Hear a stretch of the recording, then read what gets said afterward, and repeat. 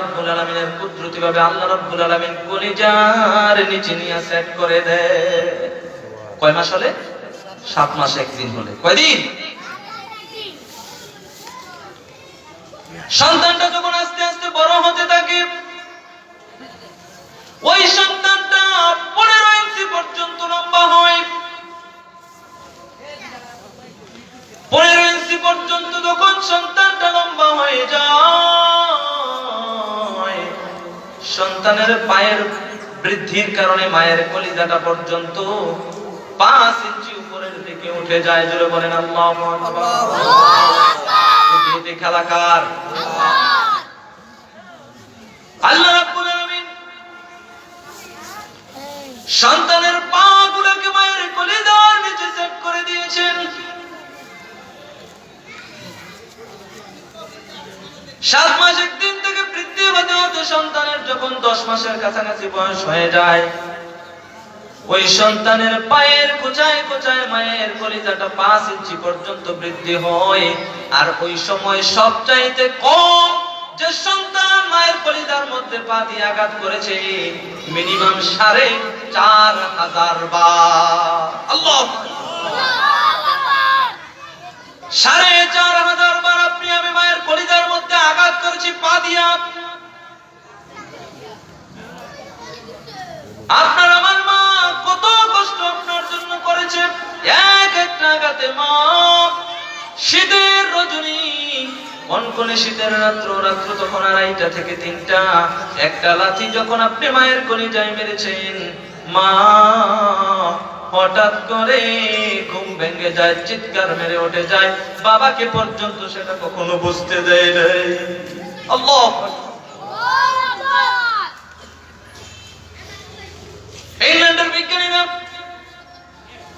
মায়ের একটা কলিজা এবং বাবার একটা কলিজা দুইটা গ্লাসের মধ্যে রেখে তারা পরীক্ষা করার জন্য দেখলো, ওই রকম সন্তানের পায়ের খোঁচাটা দিয়ে দিয়া যখন তারা দেখলো, তারা গবেষণা করে পেল যেই 4,500 বার মিনিমাম মায়ের কলিজার মধ্যে সন্তান পা দিয়া খোঁচা মেরেছে, 4,500 বার নয়, 4.5টা নয়, একটা পায়ের খোঁচা যদি সন্তান তার বাবার কলিজার মধ্যে মারতো, সেই বাবা সেখানেই চিৎকার মেরে দুনিয়ার থেকে বিদায় নিয়ে যেত।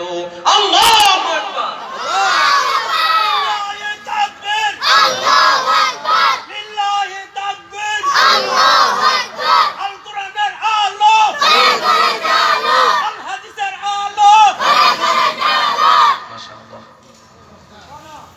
কেমন সন্তান তুমি ভুলে গেছো মায়ের সেই কষ্টের দিনগুলির কথা?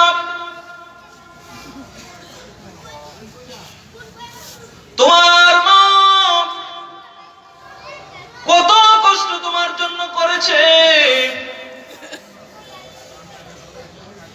এমনি ভাবে ভাবে তুমি যখন মায়ের গর্ভের মধ্যে ছিলে, 10 মাস যখন তোমার বয়স হয়ে গেছে, ওই 10 মাস বয়সের সময় তোমার মা পাড়া প্রতিবেশী মহিলাদের কাছ থেকে বিদায় নেয়। জানি না, হতে পারে আমি দুনিয়া থেকে বিদায় নিয়ে যেতে পারি। আগের দিনের মহিলারা একটু বেশি বলতো না, এখন তো আর এগুলি হয় না। এখন সবাই সিজারের চিন্তা করে, ঠিক না? কোনো সমস্যা নাই, ডাক্তার বলবে পানি কমে গেছে, সেটা নরমাল ডেলিভারি হবে না। কিভাবে হবে? সিজার করতে হবে। আছে না এরকম? আপনি ডাক্তারের কাছে যাবেন, যেই ডাক্তারের কাছে যান তিনি একই কথা বলবেন, নরমাল হবে না আপনার বাচ্চা। তারপরে সন্তান যখন দুনিয়াতে আসবে, 3টা ঐতিহাসিক লাঠি দিয়া সন্তান মায়ের রেহেম থেকে, মায়ের গর্ভ থেকে দুনিয়ার মধ্যে আসে। ওই 3টা লাথি দিয়ে আসতে যাওয়ার সময় কত মা আছে রে, গর্ভধারী মা সইতে না পেরে দুনিয়া ছেড়ে বিদায় নিয়ে যা। এরকম ঘটনা মনে হয় না? সন্তান আসার সময়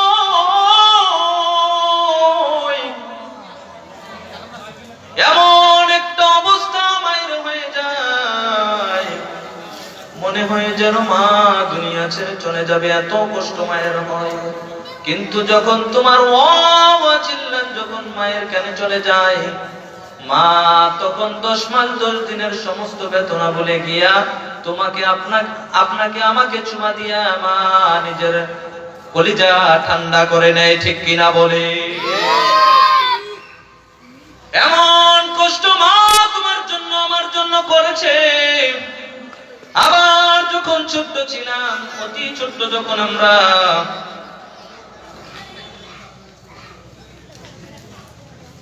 ছোট্ট অবস্থায় আমরা খেলাধুলা করতাম, 3-4 বছর বয়স, তখন কোনো চৌকিদার ছিল না, কোনো পাহারাদার ছিল না, ঠিক কিনা বলেন? ওই চৌকিদার এবং পাহারাদারের যে কাজটা করেছে, যে চাকরিটা করেছে, তিনি হলো তোমার আর আমার মা, ঠিক কিনা বলেন? না জানি সন্তান দৌড়ে গিয়ে পানির মধ্যে চলে যায়, না জানি সন্তান কোন হিংস্র জন্তু জানোয়ারের সন্তানটাকে নিয়ে যায়, না জানি কোন জিনভূত সন্তানের উপর আসর করে। মা সব সময়ের জন্য চৌকিদারের সেই দায়িত্বটা পালন করেছে, করে নাই? আজকে তুমি বড় হয়েছো, মোটা হয়েছো, শরীরে তোমার শক্তির অভাব নাই, সেই মাকে মারধর করতেও সন্তান দ্বিধাবোধ। এমন সন্তান আছে রে, যে সন্তান মাকে আঘাত করে মৃত্যু মুখে ঠেলে দেয়, আছে নাকি নাই? তোমার জীবন ধ্বংস হয়ে যাবে, ধ্বংস হয়ে যাবে তুমি নিজে। মা এবং বাবার মনে কষ্ট দিও না।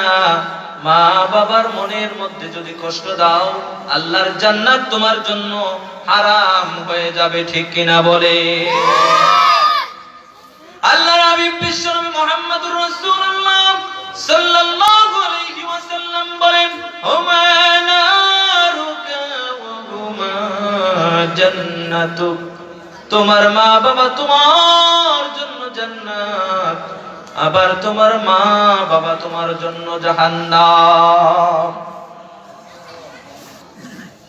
একটু গবেষণা করে দেখেন। বলে হুজুর জান্নাত জাহান্নাম তো এখনো দেখি নাই, কিন্তু মা বাবা আমার জন্য কেমনে জান্নাত হলো, কেমনে জাহান্নাম হলো বুঝে আসে না। মা বাবার মনের মধ্যে যদি কষ্ট দিলা, সেটাই তোমার জন্য আল্লাহ রাব্বুল আলামিন লিখে রেখেছেন, তুমি জান্নাতে জাহান্নামে যাবা।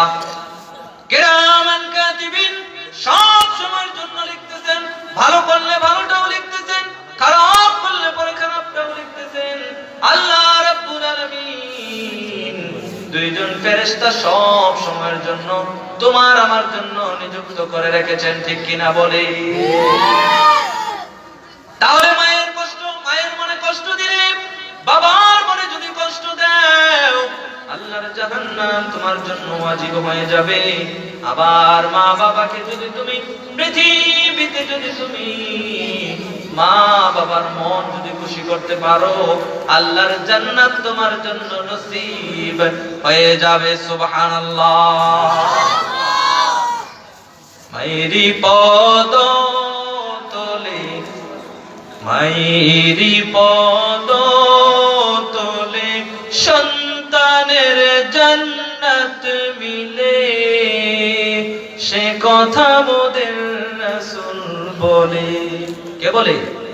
সে কথা মোদের রাসূল বলে। মায়েরি পদ তলে, মায়েরি পদ তলে সন্তানের জান্নাত মিলে, সে কথা মোদের রাসূল বলে, সে কথা মোদের রাসূল বলে। আল্লাহু আকবার, জোরে আল্লাহু আকবার। আর রাসূল বলেছেন, মা বাবার মনে যদি শান্তি দাও, মা বাপ যদি তোমার প্রতি খুশি হয়ে যায়, আল্লাহর জান্নাতে তুমি চলে যেতে পারবে। সুবহানাল্লাহ। তোমার বাবার দিকে একটু চিন্তা করে দেখো, তোমার বাবা তোমার জন্য কত কষ্ট করেছে। সকাল থেকে নিয়ে সন্ধ্যা পর্যন্ত নিজের মাথার ঘাম গুলি পায়ে ফালাইয়া তোমার বাবা তোমার মুখের মধ্যে দুমুঠো ভাত দেওয়ার জন্য, অন্ন দেওয়ার জন্য, তোমার গায়ের মধ্যে জামা ছিল না, তোমার জামা দেওয়ার জন্য, তোমাকে একটু ভালো স্কুলে ভালো মাদ্রাসায় লেখাপড়া করানোর জন্য করে নাই? তোমার বাবা সকাল থেকে নিয়ে সন্ধ্যা পর্যন্ত তোমার জন্য ক্লান্ত পরিশ্রম করেছে, সেই বাবার মনে কষ্ট দাও, আল্লাহর জাহান্নাম তোমার জন্য ওয়াজিব হয়ে যাবে। তাহলে মা এবং বাবার জন্য কেউ তাদের মনে কষ্ট দিতে পারবে না। মা বাবাকে সব সময়ের জন্য খুশি রাখতে হবে। এক নম্বরে আল্লাহর ইবাদত। কার ইবাদত? নামাজগুলি মসজিদে না বাড়িতে? কোথায়? মসজিদে নামাজ পড়তে হবে, ইবাদত বন্দেগী করতে হবে কার?